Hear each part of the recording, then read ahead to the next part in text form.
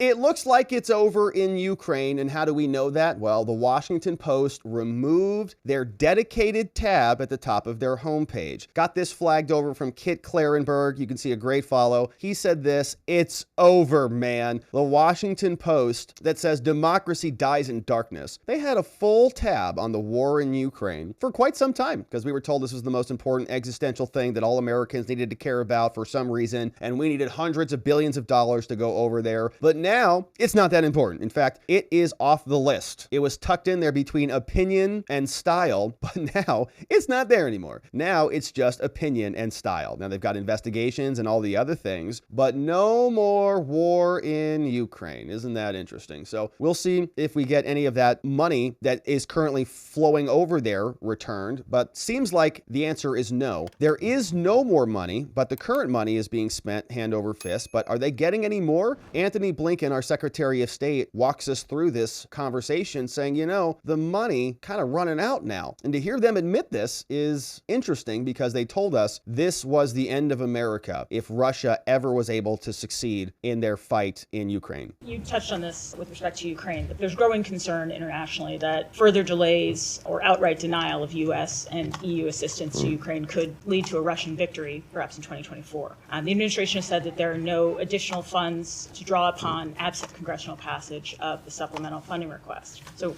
realistically, how long can Ukraine hold out without additional Western support? Is it weeks? Is it months? And what is the long-term strategy? I know you talked about it being a difficult year, given the struggle to regain much of the territory that Russia has seized. So, Courtney, thanks. First, to emphasize something that you said. Other than the supplemental request he sounds a little sick too. Of Congress, there is no magic pot of money that we can draw from. The assistance, the support that we have designated for Ukraine, that is running out. It's running down. We are nearly out of money that we need. And we're nearly out of time. I can't put a precise date on it, but that's the direction that this is moving in, which underscores the urgency of getting this supplemental budget request through. Okay. We have made a real investment in Ukraine's future, in its freedom, and it makes no sense to me that we would now renege on that investment, having already done so much. Yeah, and having already put Ukraine in a position where it can not only survive, but actually thrive going forward. And we have a very clear plan, as I said, to make sure that Ukraine can stand on its own 2 feet, militarily, economically, democratically, so that these levels of support and assistance will no longer be necessary. But we have to help Ukraine get through the next period of time, get through this winter, get through the spring and summer. I'm also focused on the fact that they have their own plans to continue, not only to deter the Russian aggression, but to continue to take back territory that was seized from them by Russia. As you know, they've taken back more than 50% of the territory that Russia took in February of 2022, and that's going to be an ongoing effort. But the most important thing is, as I said, making sure that we get Ukraine to a place where it can stand on its own feet. And we see that. It is there before us, but we have to continue to provide the support to get them to that place. And I want to emphasize 2 things again, because it bears repeating every single time. One, this is not just the United States alone doing it. It's the United States and dozens of other countries with better burden sharing than I've seen in any other crisis that I've been involved in over 30 years. I mentioned this before. We've provided about $70 billion to Ukraine over the last couple of years. Our allies and partners, more than $110 billion. So they are more than picking up their share of the burden. Second, as I mentioned before, virtually all of the security assistance that we've provided to Ukraine and the security assistance that would be that's in the supplemental budget request,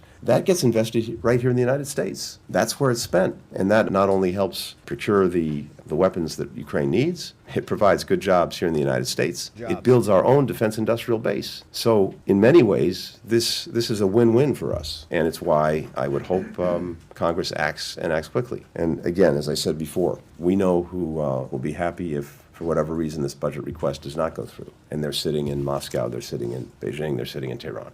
Okay, so this is from usafacts.org. Since February 2022, the United States has allocated $113 billion in emergency funding to support Ukraine. So that 75 number that he's talking about, that's just the money that Ukraine has been allocated under the Congress, but they're also drawing down from other budgets, right? The number is monstrous. Like 75 billion is new money, but they're just taking already existing money and reallocating it from our own resources over to Ukraine. So the number is well over $100 billion billion. I've seen figures up as high as $180 billion, right? So he's lying to us even about the total amount of money that exists there as well. And it's a lot, okay? The United States is just pouring in a ton of money. Here is what you see here. This is the new aid. This is just a visual estimation here. They're saying this is kind of what he's talking about, 233 billion. Here's the 73 billion that was promised. That's not the drawdown numbers. And then EU institutions are dropping, and he's saying 90 billion there, right? So that's kind of the number he's talking about, but that's new money. That's not the old money that they're just reallocating and sending back over there. Now, what's wild about this is the war party just wants war no matter what. Nikki Haley loves Ukraine, loves that war, loves that big contractor money, defense contractor money. And she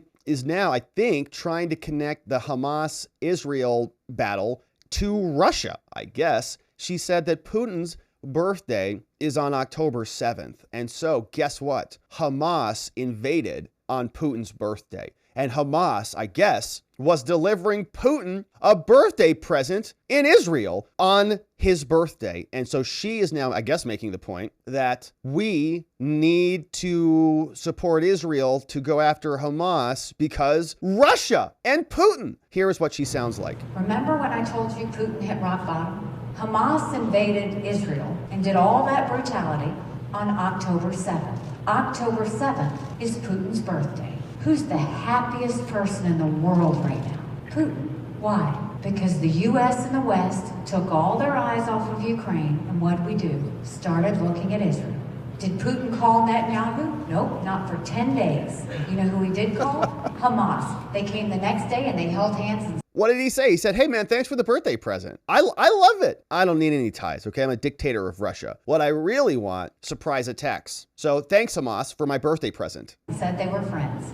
We now know the Russian intelligence is what helped Hamas know how to get through that barrier. It's Russia's fault. See the connection. See it. If we supported Ukraine and supported Israel, that's only 5% of our defense budget.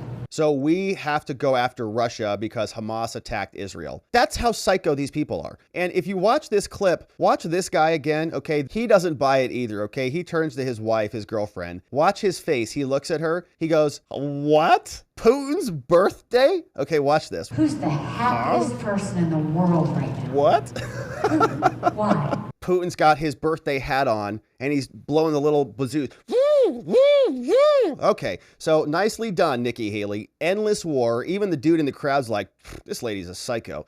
All right, so that's what's happening there. And here are what the polls look like. Apparently, there are some people in New Hampshire who love that idea. They're like, yes, we love war. We can't wait to go for another war. And New Hampshire is now at 30% for Nikki Haley. This is according to interactive polls. And so for a long time, I've been concerned that they're going to try to install her as number two, that this is their little strategy, right? That the mainstream Republican class wants an anchor on Trump. And this would be a good way for them to keep him in line, you know, to shove her on the ticket and then see what they can do to sideline him or marginalize him. So I don't know what's happening here. I don't know why all this money is being poured in behind her. I mean, I do know why. It's because she's a warmonger and she wants endless war. And there's a lot of power in this country that wants that. So if they can install her as number two or get her in the Trump administration in some way, then they'll do that. And if they can take Trump out, right, like if the Supreme Court says you can remove him from the ballots or something, then what happens if the RNC says we just have to go with somebody else because Trump is not even on the ballot in a number of different states, right? You can just see how this could all gamify itself. But we will see. She's